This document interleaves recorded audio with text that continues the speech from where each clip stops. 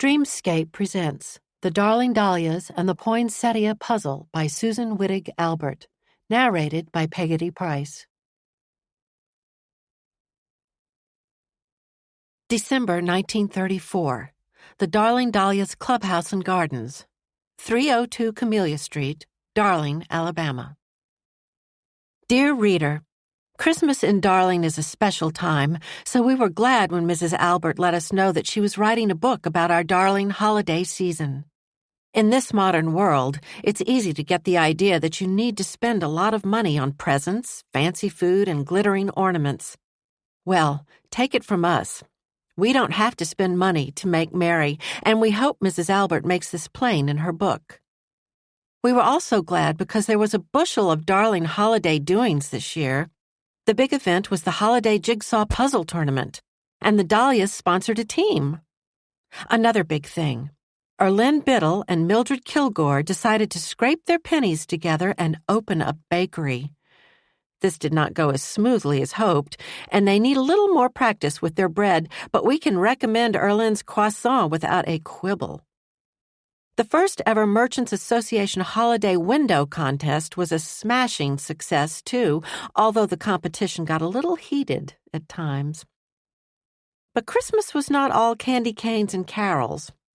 Myra May and Violet are still shuddering over the threat to their little family. We won't tell you what it was because that might spoil Mrs. Albert's story.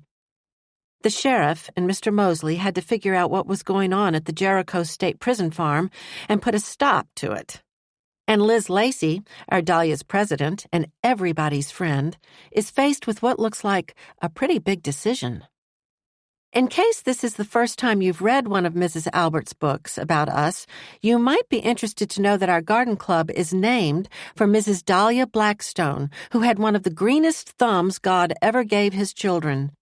If you live north of the Mason-Dixon line, we hope you won't be too mad at us if we tell you that winter is a glorious time in our southern gardens.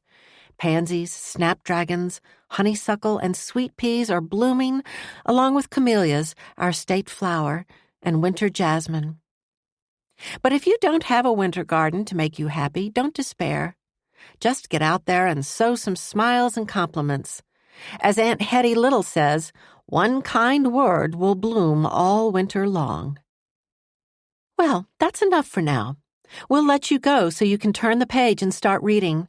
Or, if you're in the mood to bake, Mrs. Albert says you have her permission to skip to the end of the book for some good old-fashioned Southern holiday desserts, always a sweet way to end any party. Happy holidays to you, the Darling Dahlias. Chapter 1. Nothing unusual ever happens in Darling. Friday, December 14th, 1934. I don't think I heard that right, Elizabeth Lacey said as she began setting up the card table in the front room of the Darling Dahlia's white frame clubhouse, the parlor when club founder Dahlia Blackstone had lived in the old house. Erlyn and Mildred are opening a bakery? It's true, Aunt Hetty Little replied energetically. I heard it from Beulah at the Beauty Bower yesterday morning. Beulah said she heard it from Alice Ann, who got the word straight from Mildred herself, when she came into the bank to open the bakery's checking account. Past 80 and the oldest member of the club, white-haired Aunt Hetty sometimes complained of arthritis in her knees and often walked with a cane fancifully carved by her nephew, Billy Ray. But she was full of pep and vinegar and could be found out in her garden at the crack of dawn on a sunny day, planting, pruning, and picking. Erlyn started baking when she could stand on a stool to reach the top of the table, Bessie Bloodworth said. She added doubtfully, but baking for a hobby is not the same thing as baking for a business, and Mildred isn't much of a cook. She admits that herself. Aunt Hetty chuckled. Well, you know Erlyn. She's got enough confidence for the two of them, not to mention that hoard of recipes. That woman has more recipes than Carter has little liver pills. Confidence is one thing, stick to it is something else, Verna Tidwell said skeptically. Erlyn never met a new project she didn't love for a week or two. Not to be critical, she added, Just stating a fact." "Well, we'll just have to wait and see, won't we?" Aunt Hetty said. "Verna, did you bring your magnifying glass?" "Here it is," Verna said, putting it on the table. Slender and olive-skinned, Verna kept her dark hair short in an easy-care style. She was the first woman in the entire state of Alabama to be elected to the important job of Cypress County probate clerk and county treasurer. She was not one to waste time putting on makeup. A quick dash of vivid red lipstick was usually enough for her, and sometimes she didn't even bother with that. "I'm not sure the rules allow us to use a magnifying glass, though," she added. "Well, I don't know why ever not," Aunt Hetty replied tartly. "Some puzzle pieces are so itsy-bitsy that they're impossible to see. We're allowed to wear our eyeglasses, aren't we? What's the difference between wearing eyeglasses and using a magnifying glass?" "A magnifying glass ought to be okay," Elizabeth Lacey said. "But I'll ask Miss Rogers. She's the one who's making the rules." "Dorothy Rogers makes too many rules, if you ask me," Aunt Hetty muttered. Liz, as her friends called her, tried not to smile, but it was true. Miss Rogers had read about the jigsaw puzzle tournaments that were all the rage across the nation and decided that a competition would be a good wintertime community activity for their little town. And since she was the town's librarian and the puzzle contest was her bright idea, she had decided to set it up as a fundraiser for the library, which was perennially short of money for new books. As the organizer of the tournament, Miss Rogers had made all the rules, 16 of them to be exact, because she always liked to have things spelled out. There was a $3 non-refundable entry fee for each 4-person team, and so far 6 teams had entered. The first team to finish its puzzle in the 2-hour contest period would win. If no teams were completely finished at the end of 2 hours, the team that had assembled the most pieces would win. The prize was a big box of items donated by local merchants to be shared by the winning team. "Probably won't amount to a hill of beans," Aunt Hetty had grumbled. "They won't want to give away anything they think they might sell." But Liz had reminded her that the contest was a fundraiser and that the prize wasn't the most important thing. When the Dahlias learned about the competition, they voted to sponsor a team. Bessie, Liz, Ophelia Snow, and Aunt Hetty, all avid puzzlers, volunteered. And Liz was chosen as the team leader. Then Ophelia, who worked 3 days a week at the Darling Dispatch and 2 days at the new CCC camp outside of town, got an offer of a full-time job from the camp's commandant. "I hate to drop out," she told Liz, "but I don't think I should take on anything else right now." Luckily, Verna was as passionate about puzzles as Ophelia and agreed to take her place. The Dahlias team tried out a long list of possible names and finally agreed on Verna's suggestion, the Darling Dahlias Puzzle Divas. Tonight was their second practice session, with a 500-piece puzzle they had rented from Lima's drugstore for 5 cents a day. If you want a 300-piece puzzle, Mr. Lima will rent it to you for just 3 cents a day. If you're looking for a 1,000-piece puzzle, expect to pay a dime. A few years before, game manufacturers had begun marketing cheap, mass-produced cardboard jigsaw puzzles, replacing the expensive hand-cut wooden ones. The new low price created a puzzle mania that swept the country, with sales peaking at an incredible 10 million a week. The most popular of these new cardboard puzzles was the Picture Puzzle Weekly. A different puzzle was released each week, which was sold as the perfect family entertainment. Depending on the size, the puzzle weeklies sold for 10 to 25 cents, and people rushed to buy them.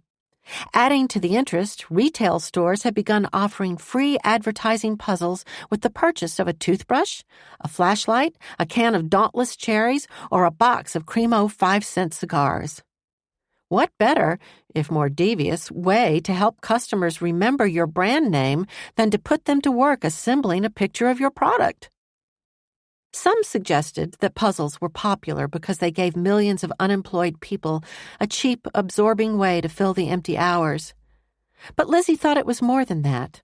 You might be out of a job, but you could tell yourself that you were at work on the puzzle. Finishing a puzzle could give you a sense of accomplishment that was hard to come by when you weren't bringing a paycheck home every week. You might even begin to feel that you were in control of something, at a time when most people felt that they were at the mercy of outside forces. "Who's got a wristwatch?" Liz asked as she began setting the 4 folding chairs around the card table. The last time they did a 500-piece puzzle, it had taken them over 2 hours to finish it. To be competitive, they would have to work much faster. But this was only their second practice, and the tournament was over a week away. "I'll time us, Liz," Verna volunteered, taking her wristwatch off and putting it on the table. "How many pieces are there in this puzzle?" Bessie, comfortably round with graying curls, a little fringe of gray bangs, and a ready smile, leaned across the table and picked up the box. "This one has straight border edges, not like that crazy round one we practiced with last week. Miss Rogers says the one we'll be doing for the tournament will have straight edges."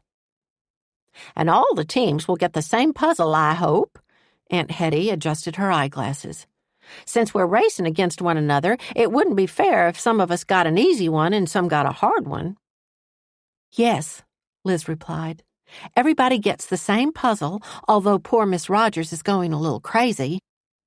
She pulled out a chair and sat down. "There are 7 teams, so she's trying to round up 7 copies of the same 500-piece puzzle with no missing pieces." That was the frustrating problem with used puzzles. They were inevitably missing a piece or two. Bessie sat down in the chair to Liz's right. Changing the subject, she said, "Does anybody know the name of Erlyn and Mildred's new bakery?" "Mildred and Erlyn's Folly," Verna suggested dryly.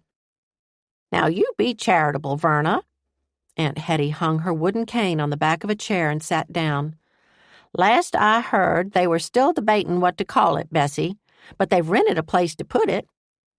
"Erlyn Biddle and Mildred Kilgore in business together. Now that will be something to see." Bessie put her elbows on the table. "Those two bicker all the livelong day." "You say they rented a place, Aunt Hetty?" Verna sat across from Bessie. "Where?" "That old frame building next to Fanny Champagne's hat shop," Aunt Hetty said. Verna settled herself. "Oh, that's where Ada Jean Leroy used to have her cake shop. Remember that place? The front part is about the size of a bathtub. Put 3 or 4 customers in there at once and you'll have a crowd. But as I remember, there's a nice big oven in the kitchen and a sink and an icebox." "They've got their work cut out for them then." Bessie shook her head. "Nobody's been in that building since poor Ada Jean broke her hip and went to live with her nephew up in Montgomery, and that was, 3 years ago at least." "More than that," Aunt Hetty said. "I know because I got a Christmas card from her last year. She mentioned that she missed 5 darling Christmases and wished she could be here for the holiday." She sighed reminiscently. "I told her we missed her too. She made the best gingerbread. Maybe I'll write tonight and ask her for her recipe. Erlyn and Mildred might want to add it to their list." "I wonder if they've got my recipe for red velvet cake," Verna mused. Liz cleared her throat, feeling that if she didn't take charge, they would never get around to working on the puzzle. "Shall we get started?" She held up the puzzle box so everybody could see the picture on the cover. "This one is Milton Bradley's Dutch Bargain. 2 little Dutch girls are trading dolls, and it looks like the bigger girl is taking advantage of the smaller one." "So that's what Dutch bargain means," Bessie mused thoughtfully. "Somebody taking advantage of somebody else. Seems like life is full of Dutch bargains." "It looks pretty easy," Liz said. She dumped the pieces in the middle of the table, then propped up the lid where everybody could see the picture. "Let's turn all the pieces right side up first," Verna said, always the organizer. "And we don't have to stay in our chairs. We can walk around the table for a better view." "I'll stay where I am and work on the border," Aunt Hetty said. "Once I get the corners, the rest will go faster." "I'll sort the sky and the grass," Bessie said. "Looks like those are mostly greens and blues." "I'll work on the windmill," Verna pointed to the picture on the box cover. Orange, brown, black, and a little yellow. I'll look for the girls' pieces.